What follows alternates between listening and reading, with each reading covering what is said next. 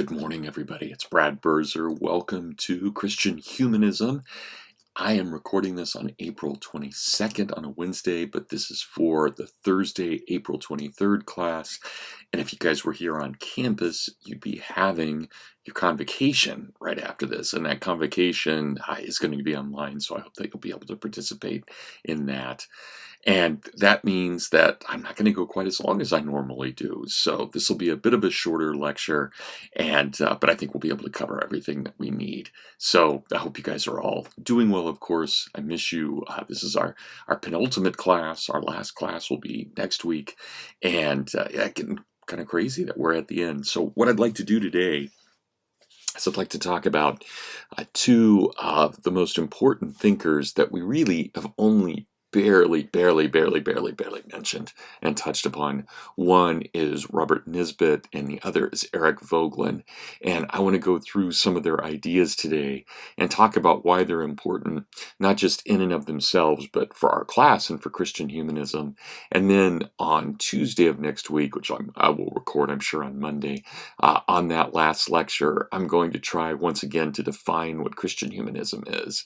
And I'll talk a little bit about what I'm expecting on the final, but I'm hoping by then I will have sent you guys out a study guide for that final. Be very similar to the midterm in structure, but a little bit longer, of course, and we'll talk about the details of that. But let me get through a study guide. I think that would probably help rather than me just talking abstractly about it. It would be better for me to know exactly what I'm doing before I tell you what I think I'm doing or what I think you're doing. All right, before we go down this rabbit hole, I remember 2 days ago I started doing some really weird stuff in the middle of my lecture, but it's not as, remember that day, it was absolutely beautiful, and today is gray. Doesn't mean it's not a beautiful day. It could very well be a beautiful day, but it doesn't have that allure that the other day had. That day really was. That was spectacular. So now it just looks like a spring Michigan morning. Pretty gray, quiet, calm. It's a little cold out, but that's okay. Spring is coming. The flowers are out, by the way. They're absolutely beautiful. They came out about a week ago. Absolutely beautiful. We've got all kinds of daffodils and all kinds of things in our yard. So yeah, it's looking good. And I'm looking out at it. Okay, I told you I wasn't going to do this, and here I am doing it. Isn't that crazy? Well, anyway, we'll get into this. Okay, so first person I want to talk to today, Robert Nisbet, to talk about Robert Nisbet. I guess we could talk to him as well, but considering he passed away back in September of 1996, I don't know how much listening he's doing. But then again, maybe he's all ears. We'll find out. Okay, Robert Nisbet was born in 1913 and passed away, as I said, in 1996. And he was, interestingly enough, that we don't talk about him that much now, which is unfortunate. He was a major public intellectual, especially of the 1950s, 60s, and then into the 70s, writing all the time for the New York Times and for the Wall Street Journal, consulted constantly for his opinion. And one of the reasons, even though he was a conservative, one of the reasons he was consulted so much is because there had been a lot of attraction to him by the New Left, which was really interesting. In fact, in the 1960s, he became somewhat of a cult legend among the New Left, not because he was a conservative, but because of his ideas on community. And so if we go back to the 1960s, he is drawn upon as a figure of support, sustenance, ideas by both the young conservatives and the young leftists. So those people who wrote the Sharon Statement, which is the Young Americans for Freedom statement, that is the conservative statement, were great admirers of Nisbet. And those who wrote the Port Huron statement were also great admirers of Robert Nisbet. So both the left and the right really respected him. Again, even though he was a very serious conservative. But he wrote on so many interesting things that he really was attractive to a lot of different people. The book that really kind of made him a guru was his 1953 book, really his first book that he had written before this, but mostly just articles and then a couple of shorter pieces for books, but not a book in and of itself. So the first book he wrote was this book, and I have, this would be, I think, roughly the fourth edition of it, called The Quest for Community, which came out in 1953. And his argument, and I'll read some from it, but his main argument, which is taken from Edmund Burke, is that we really only find the natural self. We really only find our identity as human beings in our relations with others. Now, this is not to neglect the self, because clearly in our relationship with others, we are also defining ourselves. We're also finding and honing ourselves, but it's in that relationship. So I am not just Brad Birzer, abstract individual. I am also your professor, and I am a professor at Hillsdale College, and I am a father, and I am a husband, and I am a friend, and I am a writer, and I am a member of St. Anthony's Parish. And all of these things play a role in defining who and what I am. And so the argument that Nisbet makes is that we really only understand the person, not as individual.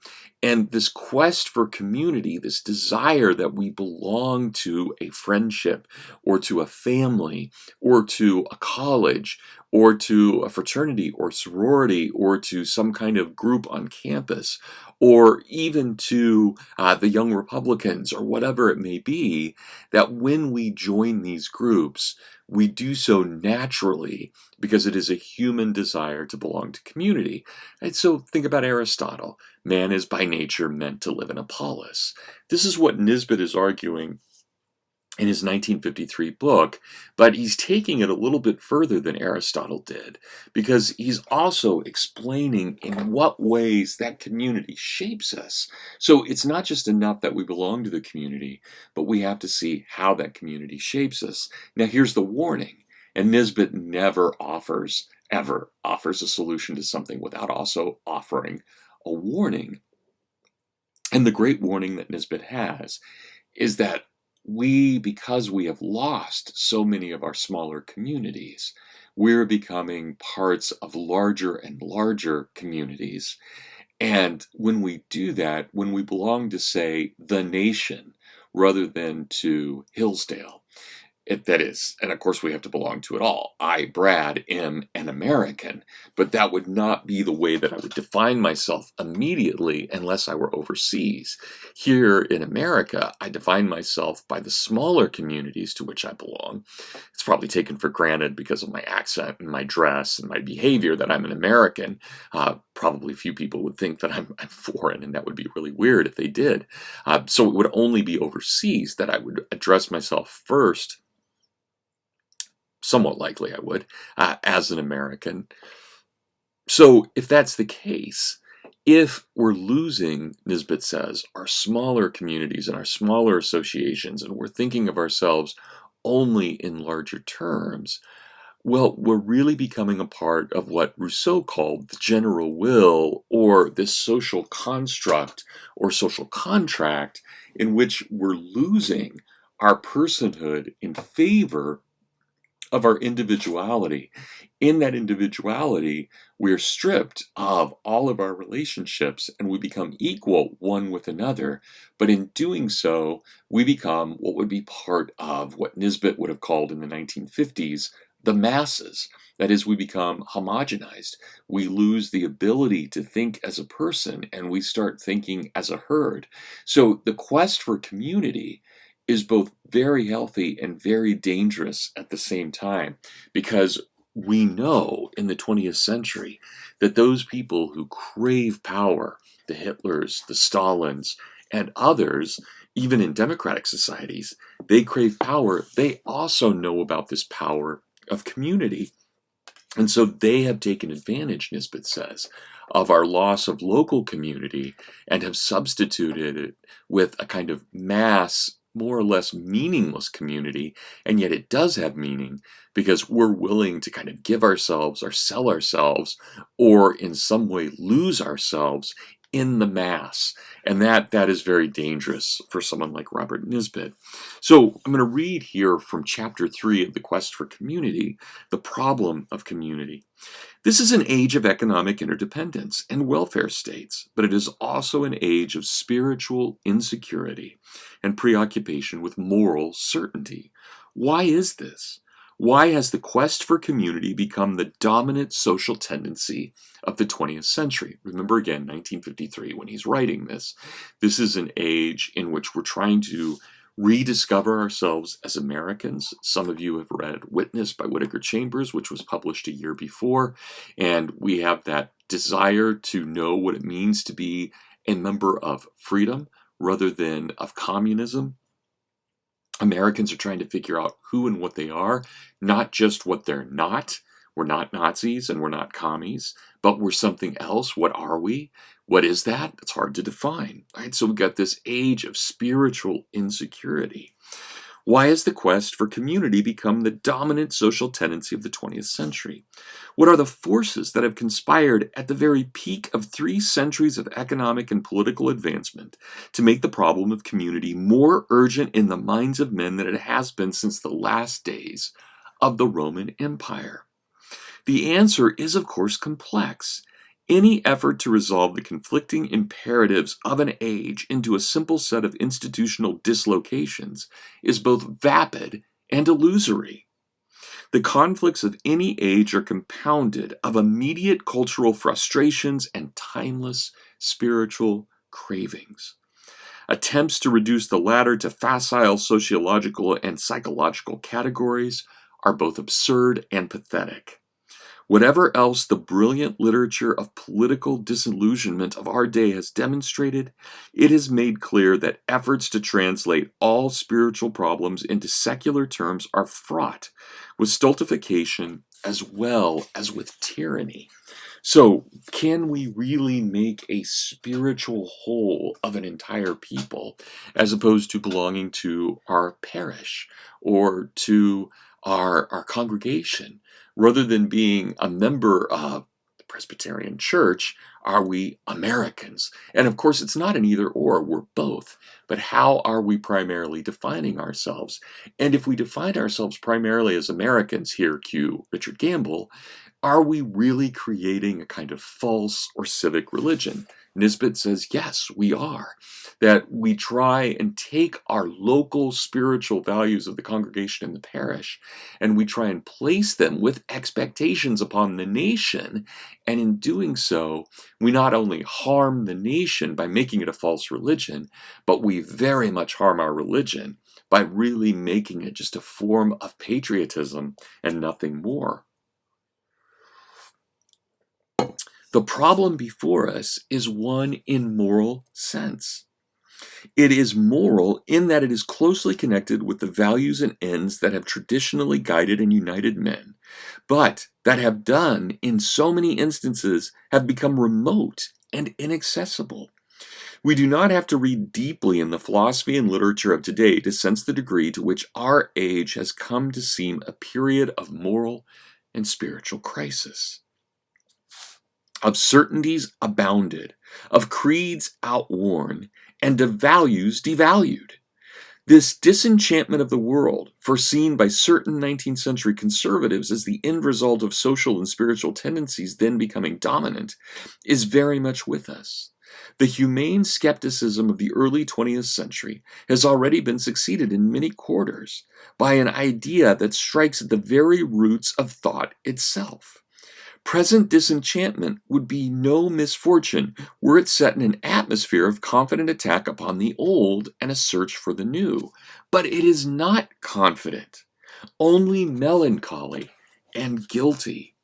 Along with it to be seen the drives to absolute skepticism and absolute certainty that are the invariable conditions of a rigid despotism.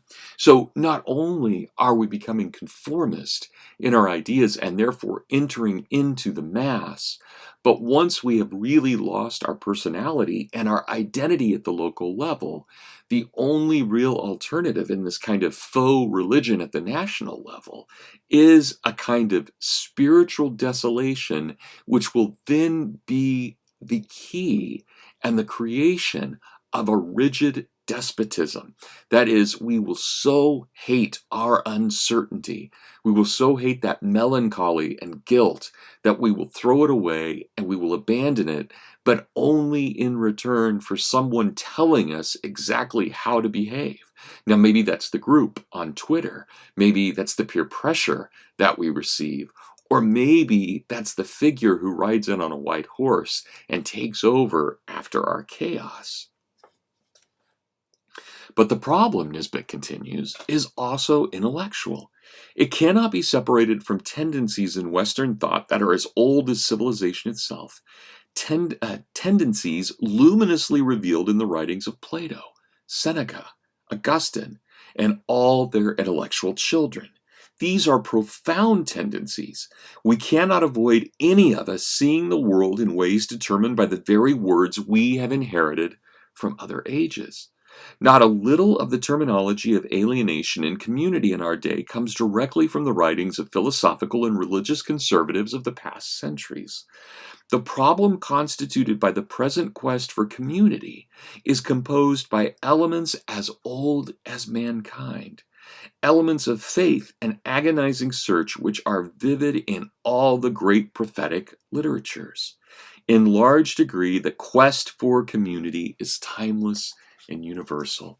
And think about the idea of the temptation in the Garden of Eden under the tree of knowledge of good and evil. Ye shall be as gods, right? Join our community. That community with that God is a false one. This community as gods is a true one. Right? And that we see that from the very beginning. And of course, what happens? Man loses his true community. Woman loses her true community. We're kicked out of the Garden of Eden where we belong, and we're thrown upon a world of thorns and pain. And that's what Nisbet is getting at here, that we've always had this choice, and yet we've blown it over and over and over again. It has only been in a few ages, in a few societies, that we have been able to maintain a proper community where we balance local community with higher community. And this is a critical quest for us as human beings. We have to get this right because we will always quest for community. But our quest can end either in proper community or in a spiritual desolation.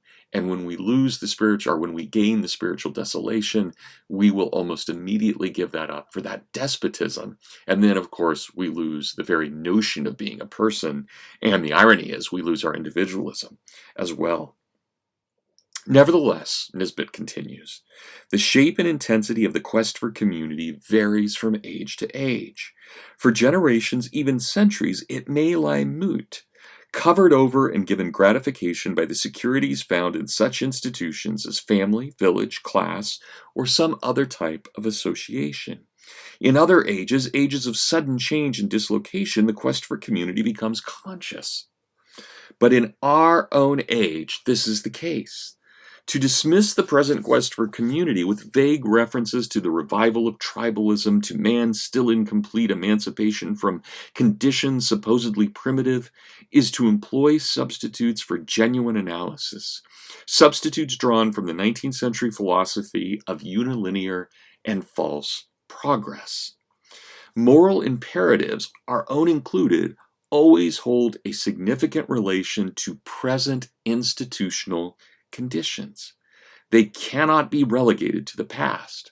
It is the argument of this book that the ominous preoccupation with community revealed by modern thought and mass behavior is a manifestation of certain profound dislocations in the primary associative areas of society. Dislocations that have been created to a great extent by the structure of the modern Western political state.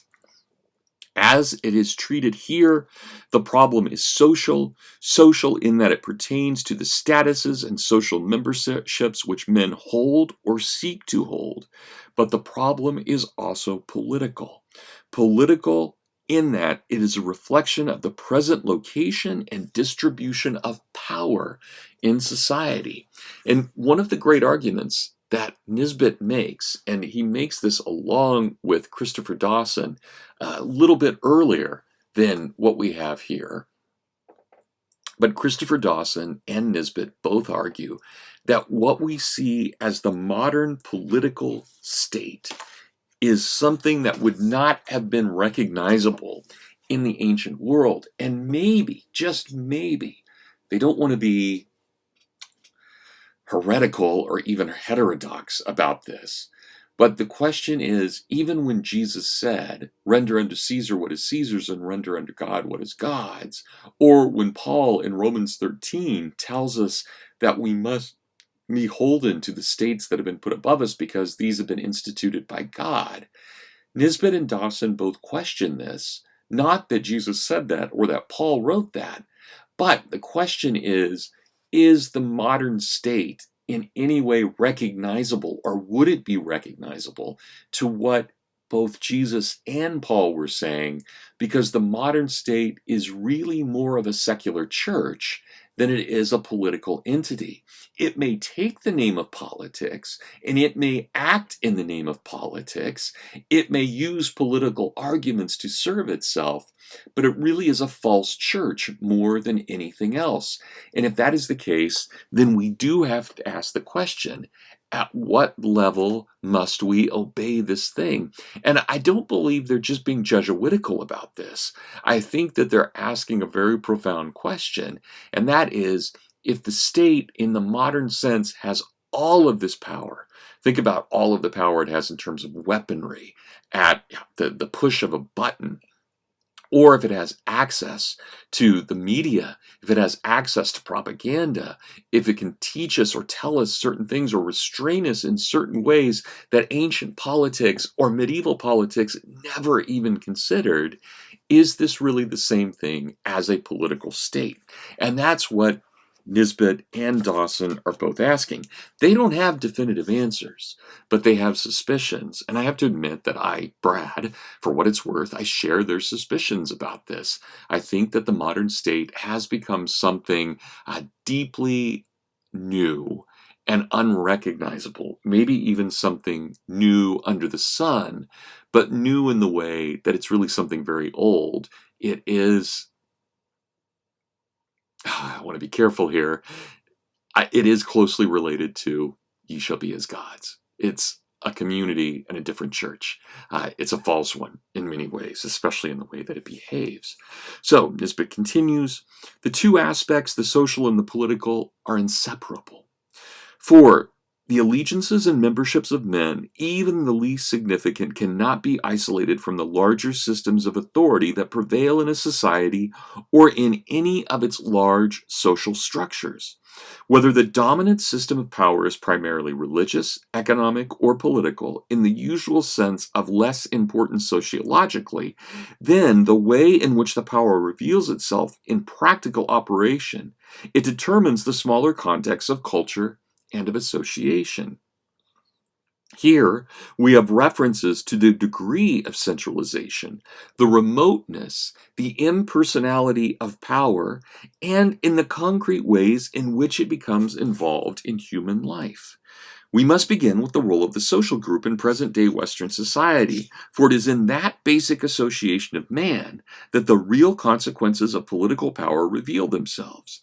But the present treatment of the group cannot really be divorced from political considerations, which he deals with in later chapters. So, what is it then? What is it above all? He tells us on the next page, in the United States, it is the political relationship that has been and is being enhanced above all other forms of connection among individuals. The contemporary state, with all its apparatus of bureaucracy, has become more powerful, more cohesive, as endowed with more functions than at any other time in its history. So the United States, even more than the Soviet Union, and perhaps even more than Nazi Germany, though of course not nearly as evil by those standards, the modern state has become something that has never been seen before in the United States, and it controls all aspects of our life from the moment we awake to the moment we go to bed. And that becomes the kind of fundamental relationship we have. And as the state grows in its power, it must by necessity, as de Tocqueville taught us, it must by necessity decrease our social power. So there is always this limited pie, de Tocqueville told us. There is this limitation between the idea, and I'm going to pull my de Tocqueville down, but there is this limitation between the idea of what can be held socially and what can be held politically. And there will always be that kind of rivalry that we see between the state and the other ideas that we have, the idea of community. So you guys humor me here for a moment. I wanted to find the section that we have in Alexis de Tocqueville on, it's chapter 5, on his idea specifically of what happens with association. So if you remember in de Tocqueville, chapter 5, he praises the idea of American association. He calls it the infinite art of the Americans. That is the ability to create and associate one with another, to create those associations. These become critical to who and what we are. Americans of all ages, of all conditions, of all minds, constantly unite. Not only do they have commercial and industrial associations in which they all take part, but they have 1,000 other varieties: religious, moral, intellectual, serious, useless, general, particular, immense, and small. Americans associate to celebrate holidays, establish seminaries, build inns, erect churches, distribute books, and send missionaries to foreign countries. In this way, they create hospitals, prisons, schools. If finally it is a matter of bringing a truth to light or of developing a sentiment with the support of a good example, they associate one with another. Wherever at the head of a new undertaking you see in France the government, and in England a great lord, count upon seeing in the United States an association. And of course, we do this all the time. We are truly amazing at creating these associations. So this is our idea of power and action in America. And yet de Tocqueville says how easily we could lose all of this. He says, among democratic peoples, on the contrary, all citizens can become independent and weak. They can hardly do anything by themselves, and no one among them can compel his fellows to lend him their help. So they all fall into impotence if they do not learn to help each other freely. And he's describing here very openly a Rousseauian notion of the general will. If we are truly individuals stripped of all of our realities, standing naked before one another, we are equal to one another, but we're also impotent. We have no power to act against the whole in any way. The liberty to associate, therefore, de Tocqueville says, is therefore the most precious, and the science of association the most necessary among these peoples, Democrats, than among all others. And it becomes more precious and more necessary as equality is greater. So this is critical. This science of association becomes even more important as we move towards equality. But we can lose this, de Tocqueville says, so easily.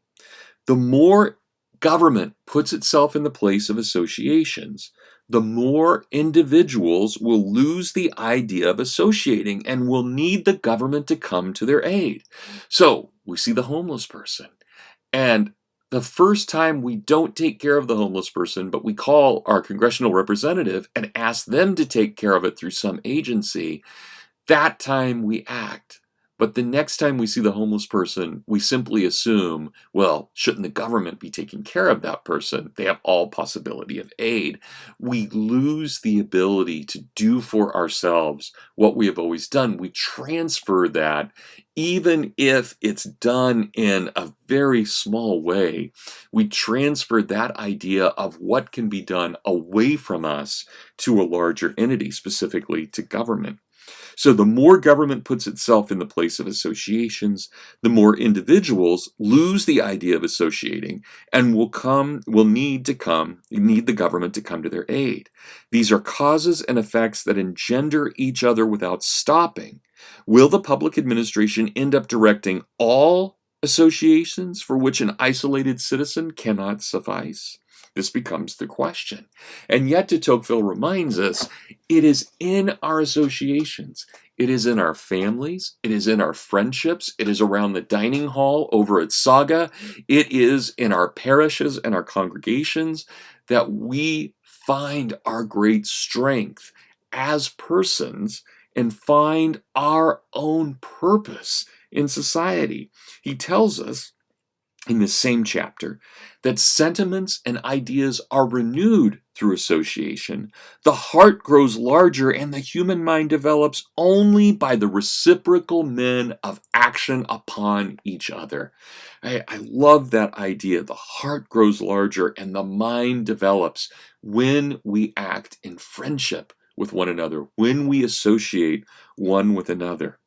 But a government can no more suffice for maintaining alone and for renewing the circulation of sentiments and ideas among a great people than for conducting all of its industrial enterprises.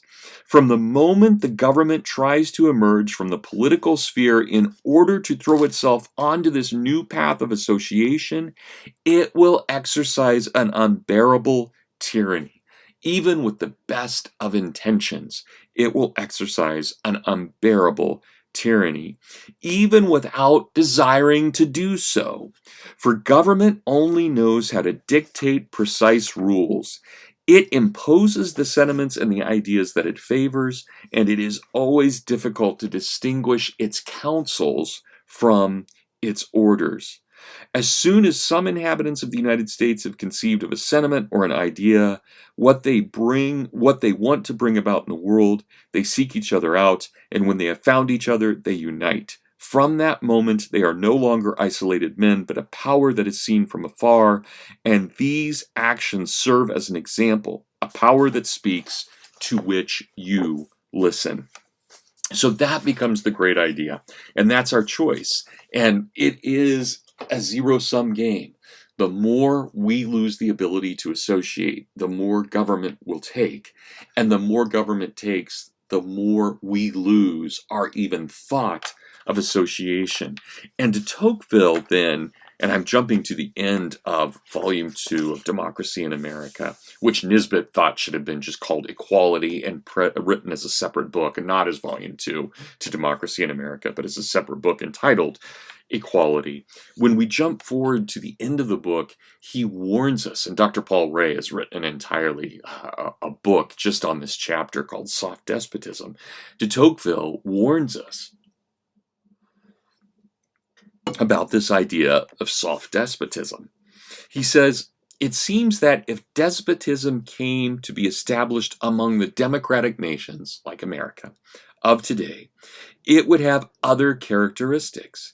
It would be more extensive and milder, and it would degrade men without tormenting them. So I think that the type of oppression by which democratic peoples are threatened will resemble nothing of what preceded it in the world. Our contemporaries cannot find the image of it in their memories. I seek in vain myself for an expression that exactly produces the idea that I am forming of it. And that includes it. The thing that I want to speak about is new, and men have not yet created expressions which must portray it.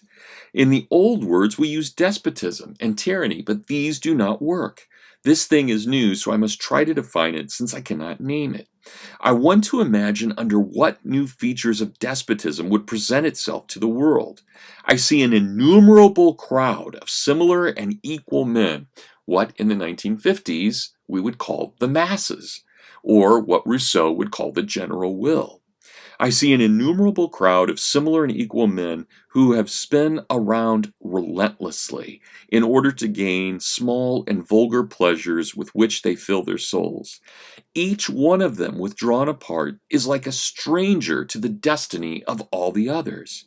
His children and his particular friends form for him the entire human species.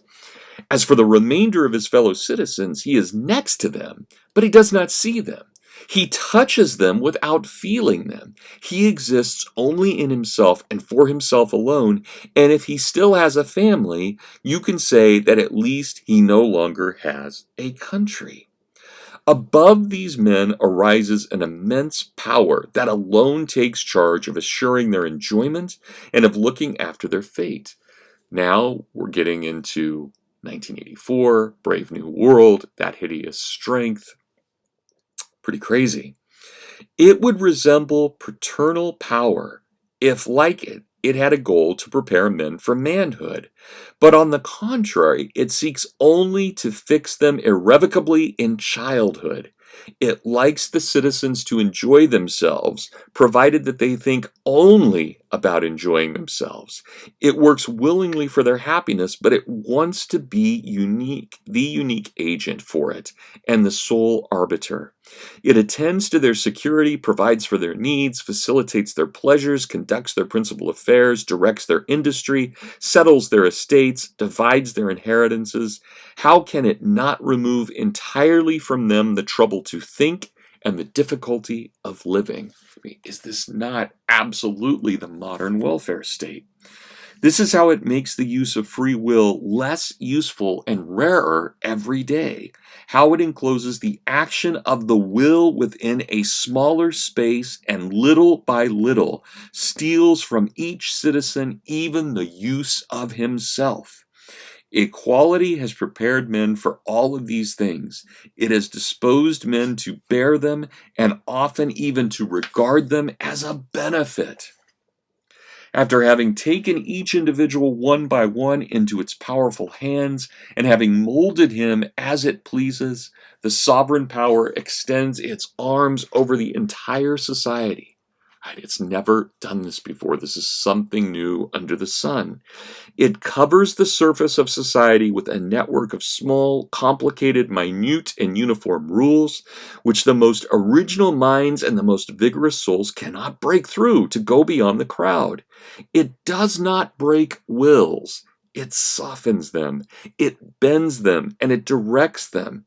In certain moments of great passions and of great dangers, the sovereign power becomes suddenly violent and arbitrary.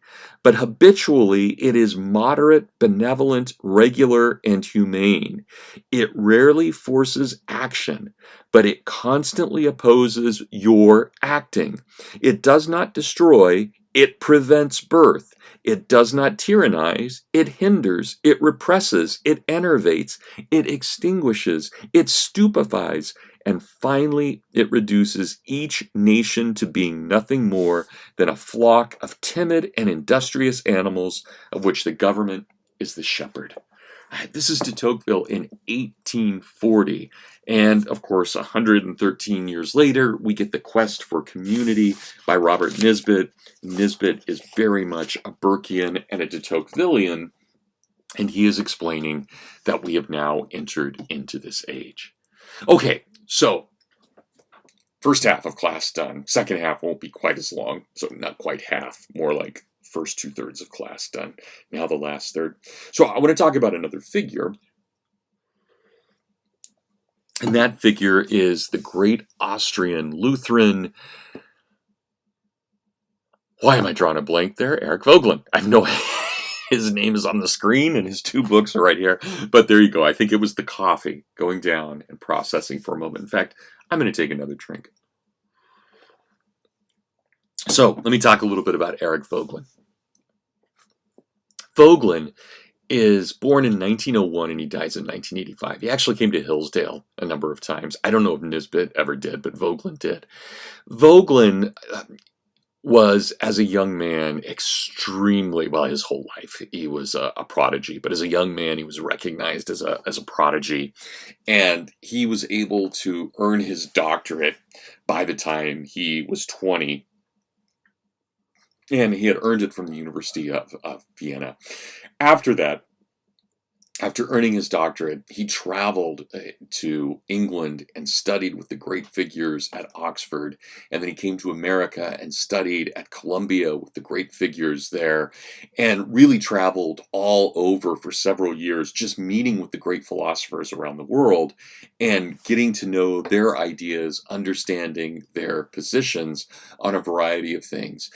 Just to give him another Hillsdale connection, he was also, as a young man, very, very taken with Ludwig von Mises, and was a part of the Mises circle in Vienna. And there he became friends not only with Mises, but also with Hayek. He was also part of another very important discussion group, not Mises's group, but one kind of next to it, called the Georg Fleischer Discussion Society. And it was there that he also met someone that we've not talked about in this class, but a really important Christian humanist in the 20th century, a Hungarian by the name of Aurel, Aurel, Kolnai, Kolnai. I'd like you to know him only because I think anyone who's taken a course on Christian humanism should know who he is. But the two were friends within that group. They also argued with one another. But anyway, my point is that Vogelin was very much a part of all of these different societies, and certainly was was very well appreciated by a number of different people. So again, he came to America, studied mostly at Columbia, but also at Harvard and Wisconsin. And though he did not write a second formal PhD, we could say that in his studies, especially in what he attended when he was at Harvard and Columbia and Wisconsin, and what he did at Oxford, we could say that this is a guy who probably earned the equivalent, or did the work, the equivalent. Sorry, I just looked outside and it's snowing. I'm a little surprised by that. So it really is a gray morning, everybody, but at least I'm still smiling about it. Yeah, big, huge snowflakes are coming down right now. Anyway, back to Vogelin. Vogelin had really earned kind of the equivalent of almost about 3 PhDs, and that's going to show throughout his life. By the way, when he was at Oxford, he didn't just study philosophy, he also studied classics, and he studied with the great classicists there, Gilbert Murray, so really had a fascinating background. In 1933 and 1936 and 1938, he wrote a book in each of those years. He wrote one in 33, 36, and 38, all of them against the Nazis. And he was an Austrian. He was living in Austria.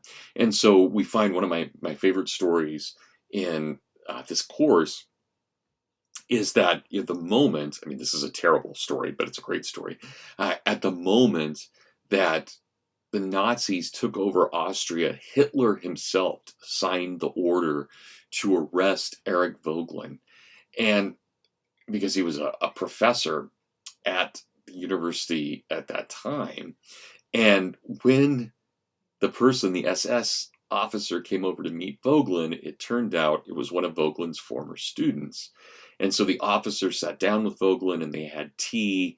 And at the end of that tea, the student saying to Vogelin basically said, well, look, I've got these orders to arrest you, but I've got 24 hours to do it. So tell you what, I will be back tomorrow afternoon, an hour before our 24 hours are up, and I'll arrest you then. And he took off. And of course, this was his way of allowing Vogelin to escape. And Vogelin, in very much Sound of Music kind of ways, fled into Switzerland, where he sought refuge and then ultimately came over to America. So really great. I love that idea that Vogelin was able to convince his student that he shouldn't be arrested.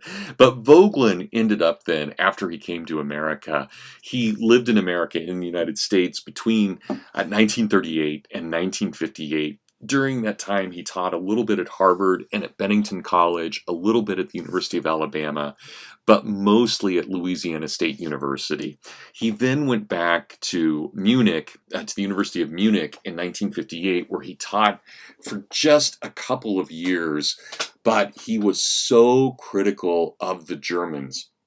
He had been extremely anti-Nazi, of course, and then when he came back in 1958, he was shocked by the German attitudes towards World War II, and he actually thought that the Germans had not changed much, that even in 1958, they still had the basic assumptions of the Nazis, even though the Nazis were no longer in power. And Vogelin kept saying this at his university position, and they finally fired him for this on the charge of being unpatriotic to Germany. And so he had to return to the United States right around 1964, so he wasn't there very long. However, during that brief time, about 6 years that he was in Germany at that point, he did make one extremely important contact and really influence one very important person. One of his students, unofficially, was the man who would become Pope Benedict XVI. So we have a direct influence there of Vogelin on one of the most important Christian humanists of the 20th century, Ratzinger, right? Karl Ratzinger. So pretty amazing to have that connection. But Vogelin would not be what we would call, like Nisbet, who was a conservative. Vogelin would be an ally to the Christian humanists, but he himself was not a conservative, nor directly a Christian humanist. He once said, "On my religious position, I have been classified as a Protestant," which he was Lutheran, as a Catholic, as an anti-Semite, which he most certainly was not, as a Jew. Wow. I love that, right? Both as anti-Jewish and Jewish. Politically, as a liberal, a fascist, a national socialist, and a conservative. And on my theoretical position as a Platonist, a neo-Augustinian, a Thomist, a disciple of Hegel, an existentialist, a historical relativist, and an empirical skeptic. In recent years, the suspicion has been frequently voiced that I am, in fact, a Christian. All these classifications have been made by university professors and people with academic degrees, and they give ample food for thought regarding the state of our universities. So when he comes back to the United States after 1964, he actually spends most of his time at Stanford, at the University of Dallas, and at Notre Dame. And as I mentioned, he comes here to America quite often. So let me give you the kind of basics of his belief on society.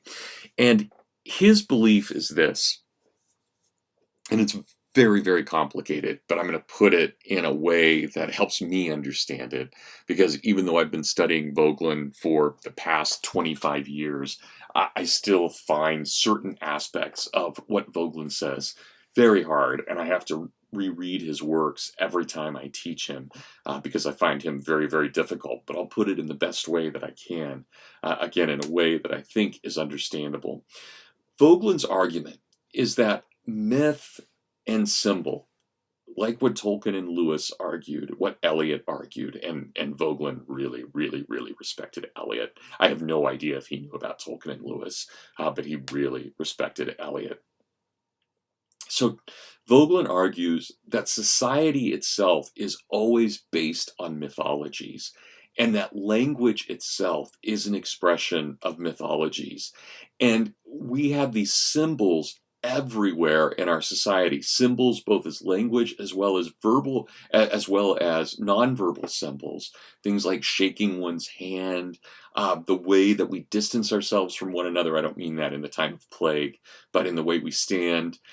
Notice, for example, that when you meet someone from Iowa and you shake their hand, they have a bit of a distance as they reach for you, but if you're in New York, you shake your hand like this. And that's in large part the difference between a rural area, which has a lot of space, and an urban area, which doesn't have a lot of space. And so New Yorkers tend to be very close to you when they talk.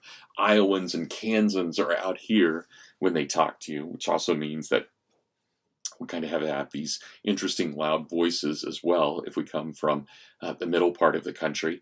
But the symbol is the same. The shaking of the hands is a Republican symbol, but the expression of that symbol is different and takes on very specific characteristics to a people. And so Vogelin argues that those mythic symbols really matter. Or think about today. Think about the idea of the American flag and what it represents. To certain people, it now represents greatness at every level, whereas for other people, it represents a form of oppression. And that, even within America, you get that. And this is what Vogelin is worried about, that we take these symbols that once meant so much to us and they degrade. And his idea is that history is really a history of the degradation of symbols.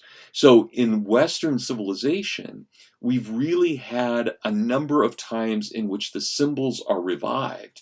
So Virgil revives Homer. Dante revives Virgil. These are very powerful ways of re-energizing the old symbols. Virgil is telling the same story as Homer, but from a different perspective. Dante is telling the same story as Virgil and Homer, but from a different perspective. These things really matter. And so, as far as I know, Vogelin never read Tolkien. But if he had, he would most likely say that Tolkien was reviving the same stories, but doing so within a very modern context. This is what Vogelin, taking from Plato, calls an anamnesis. So there is mythos, story, and logos, idea, but these things have to be revived through anamnesis, the idea of remembering. And anamnesis literally means to remember. So in Western civilization, you have these great remembrances, Virgil, Dante, but then you have things that are not literary. For example, probably the greatest anamnesis in Western civilization for Vogelin was the American Revolution. It was a remembering of what had always been there but had been lost or had been corrupted. And Vogelin is not as concerned with the symbols we lose. He's concerned with the symbols we corrupt. So think about something as simple as the Roman fasces, where you have the Republican symbol of the bundle of sticks, or what in older language would have been called the bundle of faggots. And around those sticks, you have the leather straps. And within the bundle of sticks, you have a broad axe, right? A double-bladed axe. And that becomes the great symbol of republicanism. The bundle of people acting for the common good, the defense of the common good in the middle, because it's only defensive, not offensive. And it's being held together by the leather straps, the organic thing. Think about how easily the symbol of the fasces, which is still the symbol of the House of Representatives in the United States, but how easily that symbol became fascism. And that's the kind of thing that Vogelin is very concerned with. The idea that we take these symbols that mean so much to us, and sometimes we don't even know why they mean so much to us, but they do, like the handshake or like the flag. That one's a little obvious. But words, things that we say, maybe we say Constitution, and most of us in Hillsdale get kind of excited, whereas someone in Los Angeles or San Francisco thinks, "Oh, that oppressive thing," right? That idea that we think about these things in different ways. It's that corruption of the symbol itself that worries Vogelin, because he believes that this corruption is not just a corruption of society, it's a corruption of the very soul. And so it's a distortion. And Vogelin says, well, what does that mean? Why do we have this corruption? Well, ultimately, he chooses the term from the ancient Christian heresy. He says that all of these corruptions are forms of Gnosticism. So what is fascism? It's a modern form of Gnosticism. What is communism? It's a modern form of Gnosticism. What is democratic despotism? What we were just talking about with de Tocqueville and Nisbet. It is a modern form of Gnosticism. And Vogelin argues that not only are we Gnostics because we take our symbols and we try and find absolute but corrupted meaning within them, but especially, and here's where Vogelin gets really crazy, good, but crazy, wild. He says, especially, we take the symbols of eternity and we eminentize them. That is, we make them real. We take those things like the millennium or the New Jerusalem, and we violently yank them down from heaven and try and make them real here. That, according to Vogelin, is the Gnostic heresy throughout all of society, that we try to make that which belongs to the next world imminent in this world. And so if you go back and look at Hillsdale yearbooks in the late 1970s, because Vogelin was such a cult figure at Hillsdale students used to walk around with big buttons that said, "Don't let them eminentize the eschaton." Right? That was a huge conservative statement in the 1970s. Don't let them eminentize the eschaton. That is, don't let the radicals, the commies, the fascists, the extreme Democrats, don't let them make real the things of the next world. Don't take those from heaven and violently pull them down. So Vogelin writes, the true dividing line in the contemporary crisis does not run between liberals and totalitarians, but between the religious and philosophical transcendentalists on one hand and the liberal totalitarian eminist sectarians on the other. And this is that Gnosticism. So I want to read to you just a little bit from Vogelin in the way that he puts this and he understands it. He says, on this apocalyptic skeptical falls a shadow, for the brilliant expansion is accompanied by a danger that grows apace with progress. The nature of this danger becomes apparent in the form which the idea of imminent salvation assumed in Gnosticism. The founder of positivism, Auguste Comte, institutionalized a premium on civilizational contributions insofar as he guaranteed immortality through preservation of the contributor and his deeds in the memory of mankind. There were provided honorific degrees of such immortality, and the highest honor would be reception of the meritorious contributor into the calendar of positivistic saints. But what should in this order of things come of men who would rather follow God than Comte? Such miscreants who were not inclined to make their social contribution to the Comtean standards would simply be committed to the hell of social oblivion. Now, Vogelin is really, really convoluted in his writing. But what he's saying here is this is the great dividing line. The great dividing line in society is between those who believe in progress, that is, those who are willing to argue that we can create heaven here on earth, whether they define it in heavenly terms or not, and those who recognize that the world is a hard reality and that will never happen. That's the great divide. It's not between liberals and totalitarians, but between progressives and non-progressives. That's the great divide. And progressivism for Vogelin is evil, right? It is the corruption of symbols. It is Gnosticism in its own way. So he continues, this idea deserves attention. Here is a Gnostic paraclete, right, the Holy Spirit, but a Gnostic one, setting himself up as the world-eminent last judgment of mankind, deciding on immortality or annihilation for every human being. The material civilization of the West, to be sure, is still advancing, but on this rising plane of civilization, the progressive symbolism of these contributions, commemoration, and oblivion draws the contours of those holes of oblivion, into which the divine redeemers of the Gnostic empires dropped their victims with a bullet in the neck. This end of progress was not contemplated in the halcyon days of Gnostic exuberance. Milton released Adam and Eve with a paradise within them far happier than the paradise lost. When they went forth, the world was all before them, and they were cheered with meditation on the happy end. But when historically man goes forth with the Gnostic paradise within him, and when he penetrates into the world before him, there is little cheer in meditation on the not so happy end. So notice what has happened with Gnosticism. It has willingly shot anybody in its way because it's moving towards progress. It's moving towards heaven on earth.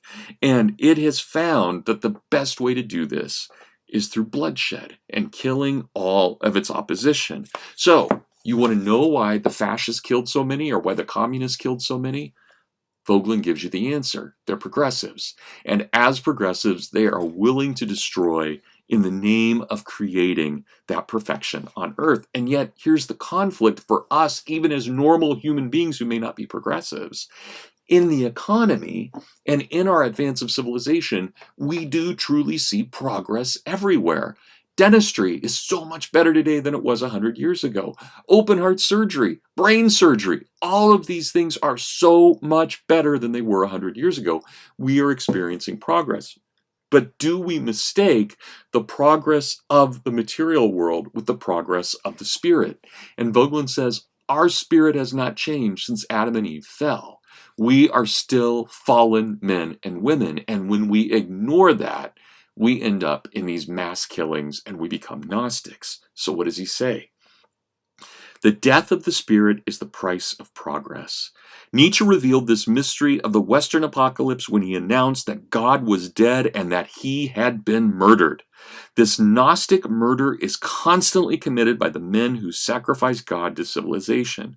The more fervently all human energies are thrown into the great enterprise of salvation through world-imminent action, the farther the human beings who engage in this enterprise move away from the life of the Spirit. And since the life of the Spirit is the source of order in man and society, the very success of Gnostic progressive civilization is the cause of its decline. A civilization can advance and decline at the same time, but not forever. There is a limit towards which this ambitious process moves. That limit is reached when an activist sect which represents the Gnostic truth organizes the centralization into an empire under its rule. Totalitarianism, defined as the existential rule of Gnostic activists, is the culmination of progressive civilization. Don't let them eminentize the eschaton. God bless everybody. I will see you on Tuesday of next week, our last class. God bless.